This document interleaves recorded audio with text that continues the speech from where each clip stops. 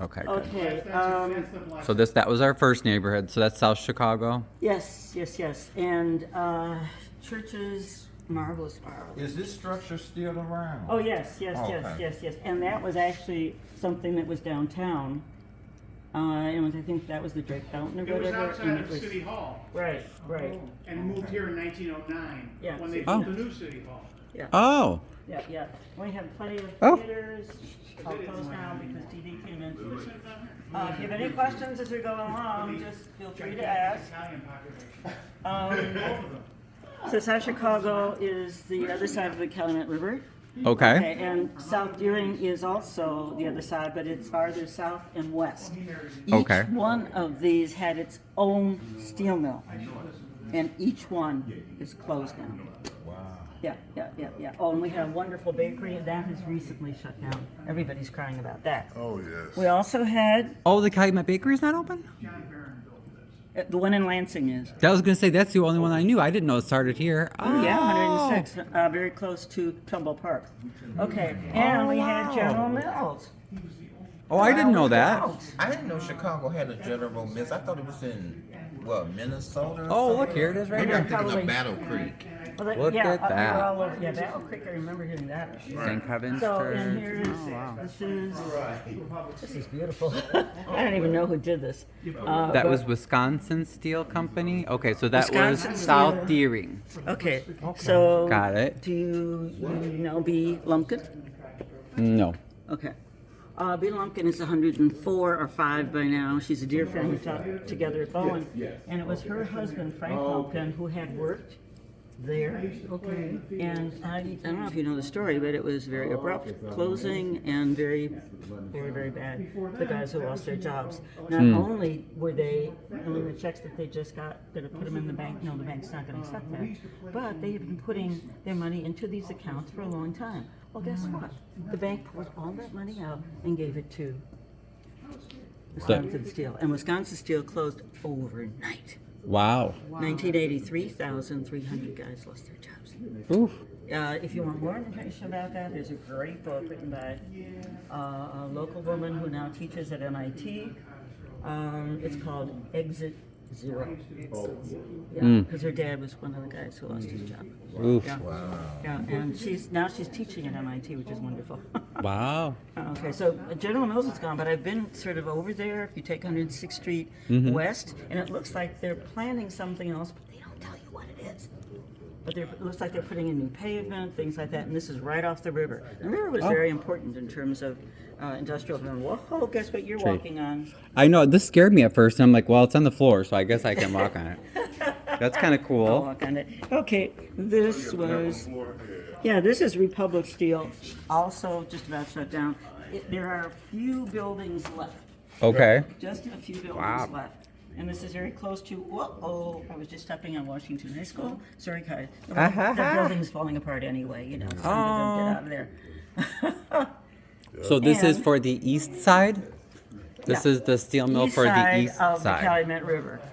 The east side of the Calumet River. Because, yeah, I always wondered why it was, why was things the are called very what they're first called. Steel mill in Chicago built. Do you know? I'm saying, it was Wisconsin Steel, and it was called the Brown Mill at that time. So it changed names like a lot, ownership a lot. So yeah, and that was at 106 and Torrance. Okay. From 106 and Torrance east to the river. Yeah, and that's a huge, look at that. Property is Wow. still there. An asphalt company So much has industry. purchased a section of it. Okay. Because there, in terms of cleaning stuff up and maybe doing something else, they do it in sections where they think it's not too bad. So it will make it, saleable. And they've sold a couple of lots, but the whole thing hasn't been sold. Oh, okay. Yeah. So Okay. this was the mill for east side. And, look at this, look at this. We're way up in heaven over here. Look at this. Right here, where people are walking, you notice how this road runs? Like on an angle, and it parallel to this. US 41, Indianapolis Boulevard. Wow. Once upon a time. Oh, okay. Oh, interesting. Coastal grade school, and Look at the horizon. Look. And all through here, surrounded by mills. Yeah, so many industrial jobs. Smoke. And cancer. Oh, Tons. Yeah. So, and we had our water tower. It's gone. Yeah, but it was still there. Yeah. And actually, we are like over here. Because this is the park. And you can't see the lake. Maybe we're in the lake. I'm not quite sure. Okay. I love how you have this laid out with the boundary of Indiana right here. That's cool. It's in trouble. Okay. So and this is Hegwish. So Hegwish is farther south. Hegwish starts, I think, at about 100 and I want to say about 110th or so, because I know if you ask people what their phone number is, and if it's like something like 626 they're Hegwish. Okay. Even if they think they live on the east side, on the far east side. No, I have not heard that name.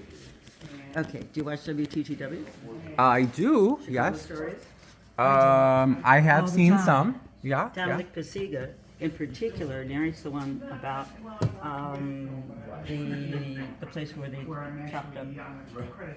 Yeah, because he lived there. Oh.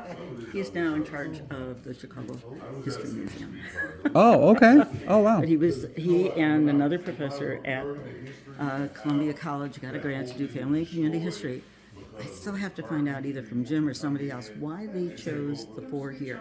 I think it was that Dominic went to school with someone who graduated from Bowen and then went to college with him. And I think she used to talk about this area. And she's the one who wrote half of the book about Mexicans in Chicago.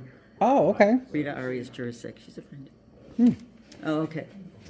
So, So what should we? Oh, so we have some military history here. I see. here's my husband. Cool.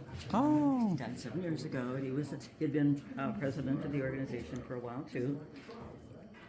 Okay. James Fitzgibbons, which you mentioned, he was credited for doing a lot of community sports involvement, right? That was his claim to fame. Yes. Okay. And before we were in this room, I think we were in somebody's office, maybe Chamber of Commerce or something like that. I'm not quite sure. And I think he may have been associated with that. But there was something called the Businessmen's Club or whatever. He may have been in charge of that. Oh, But okay. please understand that practically everything that's in here has been donated. It's all donated. Hang on. The only thing I paid for this because I bought it from. And before you guys were here, Carlita, they were explaining to us that this building, when they built it, had public facilities for people to shower and use Because the they didn't bathroom, have it at home. The houses were older. which is pretty cool. I love that big map. Oh, wow. This year is celebrating its 100th anniversary. Now, is this Lake Calumet? Oh, this is where I that's usually cool. started. This is where I would usually start it. This came with the room. That's a really cool. It's super cool. Okay, so this, all right, first of all, if we were to roll time back 100 years, we would be waiting. Okay. Water. Oh. Yeah, so this was Lakeshore.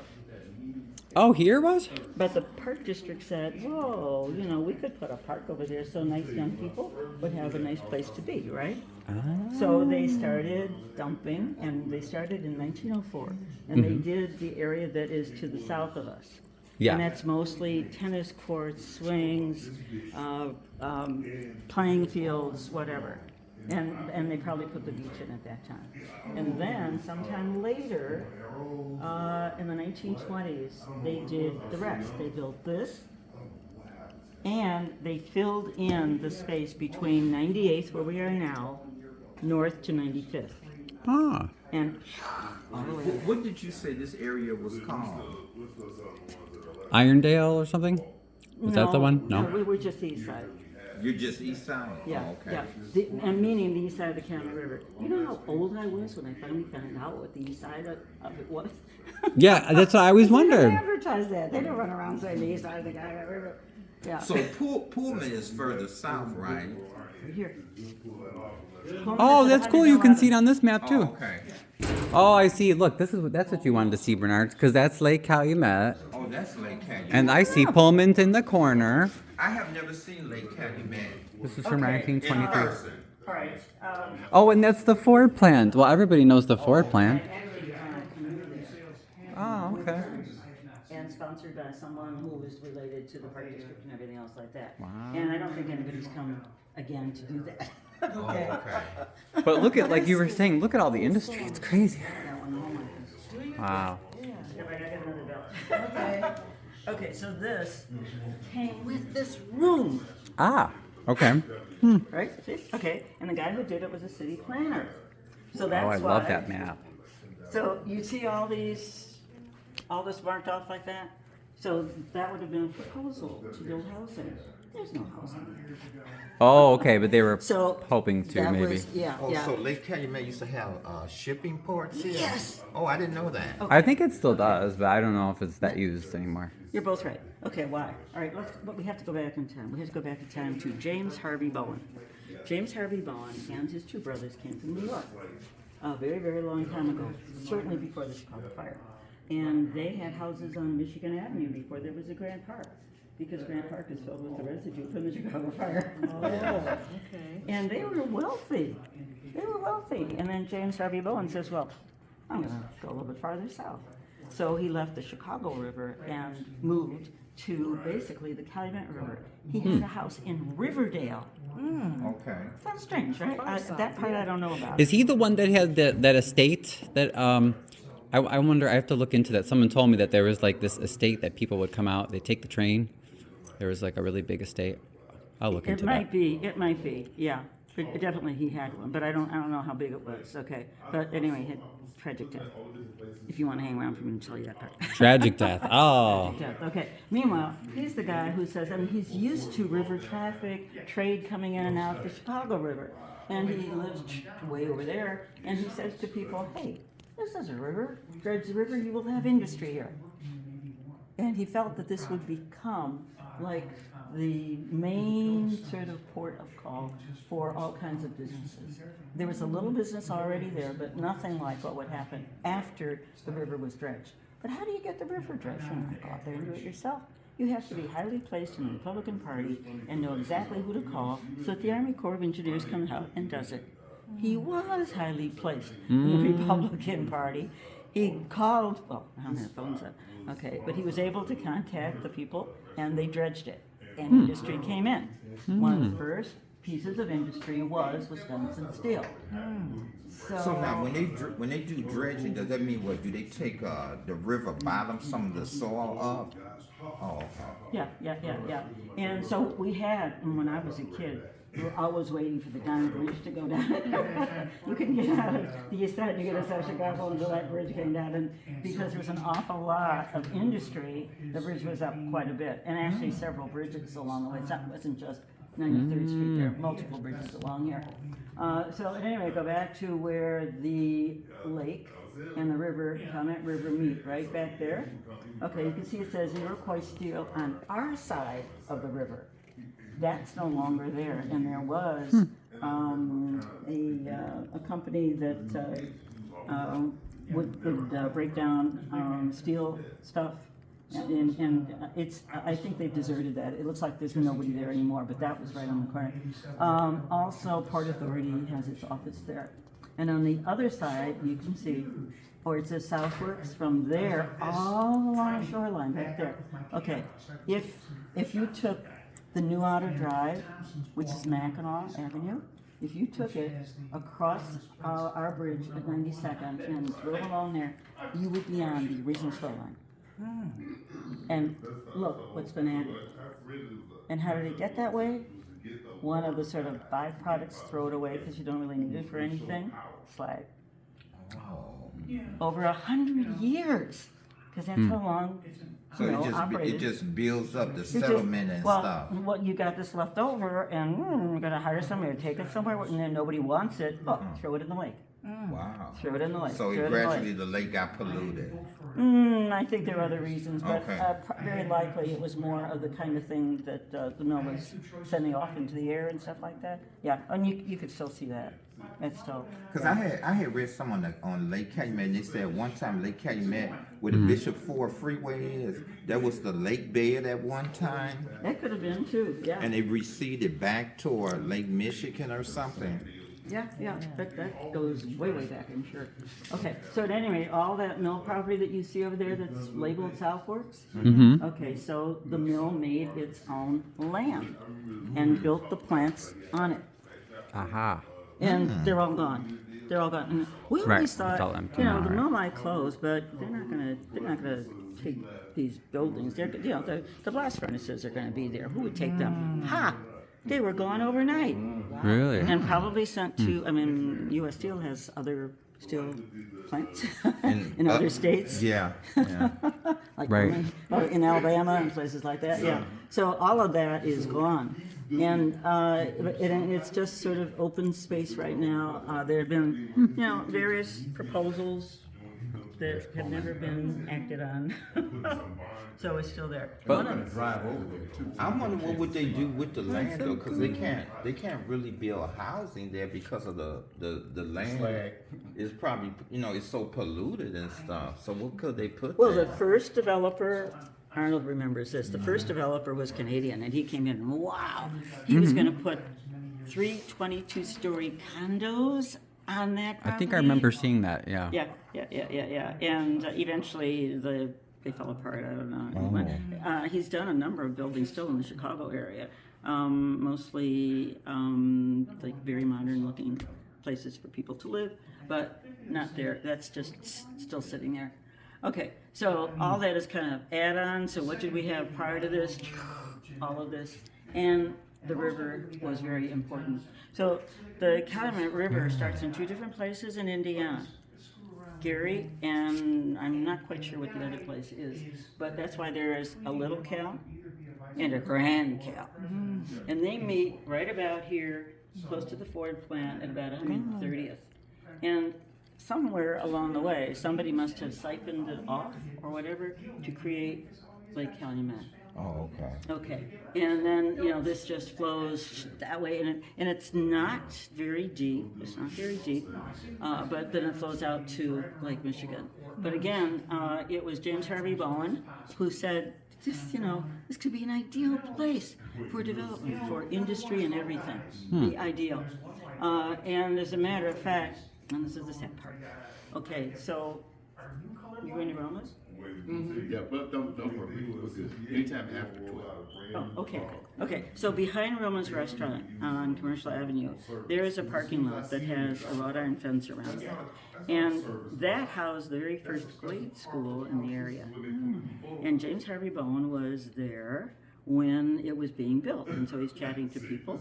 And he's saying to them that this whole area here, which again was just at the beginning of development, this would be like the industrial and manufacturing hub of the entire Midwest. And he says this to a guy who's working with the school board. So that's why we have a record of it. So sadly, a couple years later, James Harvey Bowen he lives in Riverdale, and he's in South Chicago for a meeting, business meeting. And he's gonna go home. And his friends say, how are you gonna get home? Well, I don't know if you could take if the train ran that way, or however, I don't know. But certainly he didn't have a Corvette. Right. Or anything else with it, or wheels. So one of his friends says, "Oh, take my horse and wagon. You don't want you to have to, if the train, you have to wait till the train comes or anything like that." Says, "Okay, fine." So James Harvey Bowen gets on the wagon and he starts heading south on Commercial Avenue, just to the south of where Roma's restaurant is on the corner. And ahead of him are the railroad tracks. Now, we don't have to worry about railroad tracks now because we have, right? Okay, but at that time, Ground they were down. level. Yeah. And over to the side was the train station. And there was a locomotive, and he has a horse leading the wagon. And what happens is the locomotive lets off a burst of steam. And what does the horse do? Take off. James Harvey Bowen goes out of the wagon and crushes his head. Oh wow. Right at the corner of where he predicted how developed this area could be and how significant it could be in our history. So it's like, and there's no signage there. He died May 1st, I think, 1881. And anyone want to guess about where he's buried? That's a good question. I don't know. Same area that he died in? Far away. Huh. But Not Graceland. Grace, That's north. Oh, that was that's my north, guess. That's north. Yeah. Right It's by Wrigley Irving Field. Park. Yeah. why would he be buried at Graceland? I was thinking just because about like McCormick, all the big industrialists were buried there, right? Exactly. That's up there where Irving Exactly. Park Road is, Yes. isn't it? Yeah. Yes. Because they're I supposed used to to take have my all those students pretty there and then graves. climb the trees. Come on, get off the trees. We want to look at these graves. Right, all And we those did famous it- people. We did it because I taught at Bowen. And I Right. said he's buried here. He's not buried in that circle around that pond Okay. where all the famous names are, including Pullman. But if you take the road that leads there and look over that way, there's an incline and there's a huge. Oh. So someone to watch for when we go to Graceland. Oh, you're gonna go to Graceland, wonderful. I just love this because it really shows all Isn't the some of the Marshall Fields industry. family buried there too. All of the, I mean, is amazing. The Potter Palmers. Yeah. What's that? Yeah. Oh, a And even calculating few- instrument. Bedroom or baby. Oh, gangsters. oh my God. The gangsters. What's a feel good? Are these like all workers? So, in any case, I wanted to say a little bit more about this. That's just crazy. Okay, All so the jobs. what's the connection here between Bowen and Pullman? It's really critical. So at about that time, downtown was pretty much of a wreck. It was thrown up very quickly, and the buildings were not well founded. The streets were mud. The sidewalks were planks. And if you happened to be downtown, you got a little drunk, they'd find you 2 weeks later in the street or something like that, right? I mean, it was bad. It was really bad. So, because Pullman had all this, because Bowen had all this pull, he hires Pullman, who's an engineer. And if you've seen the Chicago stories on WTTW, they talk about the buildings coming up. Yeah, well, he's the one who led that particular piece of enterprise. So he's the one who blew the whistle or whatever to get people to turn the jacks, and the buildings came up. So they put foundations in, and they put okay. streets in, and sidewalks in. So Pullman was doing pretty well. But he was interested in freight cars made of wood. And he wanted to have a company. So he turns to James Harvey Bowen and he says, every time I want to buy some land here, they want to charge me too much, You got a little bit of pull? Yeah. He was connected. Pull for Pullman, yes. So he was able to get this. I mean, this is far away from the north side, right? I mean, this is like almost like fringe. And so he started this, and actually this runs very much like a coal mining town you might find in West Virginia. That meant, you want a job here? Okay, you live here.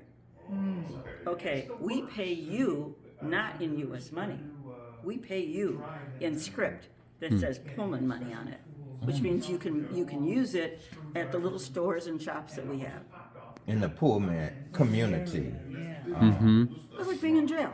And that was very much the way the coal mining towns were in West Virginia. We did not have a Mother Jones to come and help us out though over here.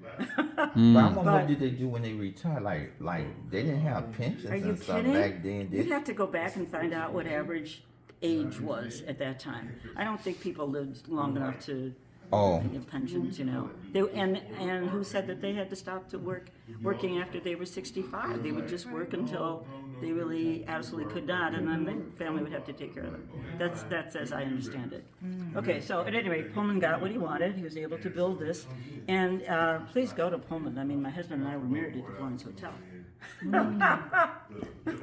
Yes, I want to do a visit there. We want to do a visit for sure. Okay. Pullman visit. Okay, yeah. So at any rate, so this is, okay, 111th Street, I'm on the third here. 111th Street is sort of the separating street. You can see all the workplaces over there, and on this side, where they live, the town where they live. And okay. these houses are still there. And some of them, because they're row houses, and a row house means you share walls. Yeah. My sister lived in Philadelphia. I know what we're talking about. Oh, with that's row right. They houses. do have them in Philly. Yeah. Oh yeah, because around here you have a space between your house and the house next door. Maybe you just call it a gangway, right? Okay, and maybe you have a front yard, you have a backyard, but they didn't have much land there, so they have to put as much housing on as they can. So that means you and I are sharing walls. And okay, so we may have a little tiny front yard and maybe a little tiny backyard. But this used to drive me nuts when I go to visit my sister. To park in her garage, you had to go all the way around. You couldn't cut through in a driveway or anything like that. Wow. So the architect, Solon Beeman, was from the northeastern part of the country. So of course, the architectural design in his head is that way. And I'm sure Pullman didn't mind because he was getting the better use of the space. So if you go over there, those buildings are still there. Also, how many of you have seen a movie called The Fugitive? Yes. Oh, yeah. Where does he find the one-armed man? In Pullman. Oh, really? Okay, I didn't remember that part. Harrison Ford actually goes around to the back of these houses, and he gets up to the top, and he walks across the roof, and there's a little panel that comes up. Fortunately, no one was home.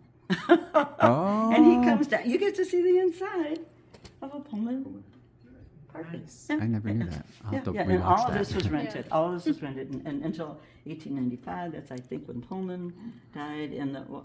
I think that's when the U.S. government said you can't operate like this anymore.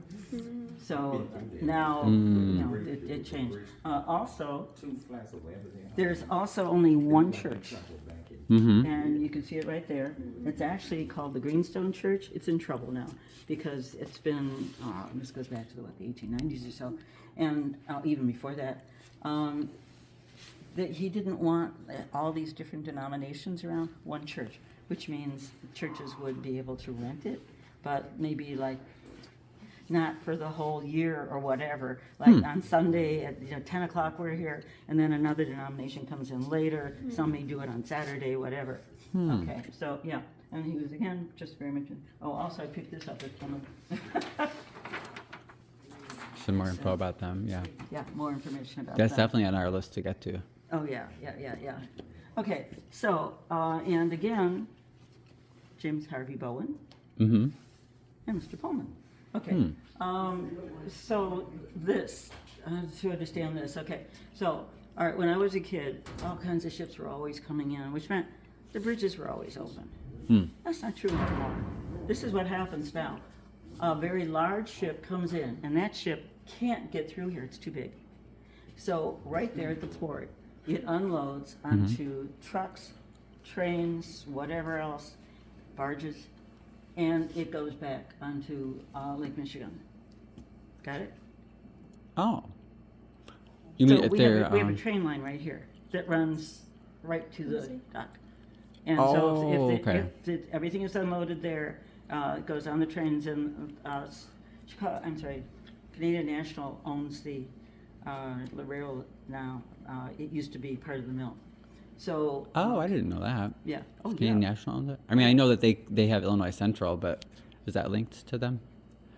Yeah, so the former name of the railroad was Joliet something, whatever, because they connected various steel mills. Okay, yeah. And when I was a kid, I remember trying to cross the street to get into the park, and what was it ahead of me? Well, I got there and the train was going by, and they had this vat of molten steel. Ooh. hits one of the cars. And, whoa! Wow. Let's hope that gets safely to wherever it's going. Right, right. Yeah, yeah. Okay, so this area was supposed to be the recreational area for Pullman County. And Really? yeah. Oh, well, that never happened. Well, Right? probably not, right. And it's still kind of just as. I always just knew it as like industrial, yeah. Yeah, but it's actually someone who used to be in charge of our Department of the Environment said to several of us one day, "Hey, let's canoe." And we did. All in through here. We started close to Dead Stick Pond, and then we came around here, and it was nice. It was Lake really Calumet nice. wasn't scary? You didn't have things bubbling up on you? No. Okay, that's No, what I'd be we scared bubbled of. up ahead of time. Oh, I'd be like, oh, Yeah. very interesting. Very. So the connection between those two people is, yeah. Yeah, I didn't realize the connection between Pullman and Bowen. Yeah, because Bowen is given the credit for being the father of South Chicago, but he was really even, much He more helped than with that. Pullman, and that connects to us in Harvey because we had the Harvey in many ways is modeled on Pullman, and we're off that same line. The Yeah, old and Illinois James Central. Harvey Bowen. Oh, that was his middle name too? Oh, okay. Oh, well, there you go. There you go. They probably knew each other, I would imagine. Turlington Harvey probably knew him, maybe. Very likely, yeah, very likely. But I just am so amazed at all the different mills, and it's just like to see how many jobs there were for working class What was it, people. It's like, 22? wow. That's Was crazy. it 22,000 at U.S. Steel? What was the number of people who worked at U.S. Steel? The highest At the number? height, 18,000 during Oh. wartime. When I started working here in '81, there were 6,500 people working at the mill. Okay. Thank you. I wonder how many, with all the mills, do you know the figure of employment for all the mills in the area? Pardon? Do You we know- know the number for all of the mills, not just U.S. Steel? Combined, all the mills combined, the Um, population. I know we have the figure, I don't know it offhand. I was just curious how many jobs, but that's amazing, you guys. Everything fluctuates, and Right. the warriors Oh, the why? were the heaviest for the industrialization of the neighborhood, jobs wise. Right. Yeah, that makes sense. This is all high school, local high school? More likely just focus on the sports. So they probably came here. Oh, okay. Might have been Yeah. Park District. Yeah, well, see, Cool. YMCA for Old cab this. company. Yeah, the Y. Oh, yeah, that was significant. Alderman Very Verdoliak. significant still. He's about my age. Alderman Verdoliak? Yeah, some of the guys that, Is he the big alderman from this area? right now? What was he? He was the big Yeah. name? Okay, Yeah, I was just curious. Jim will tell you about a project that was done at through Town. Columbia College. A couple of professors got a grant to do Water family boy. and community history, and they chose our 4 communities.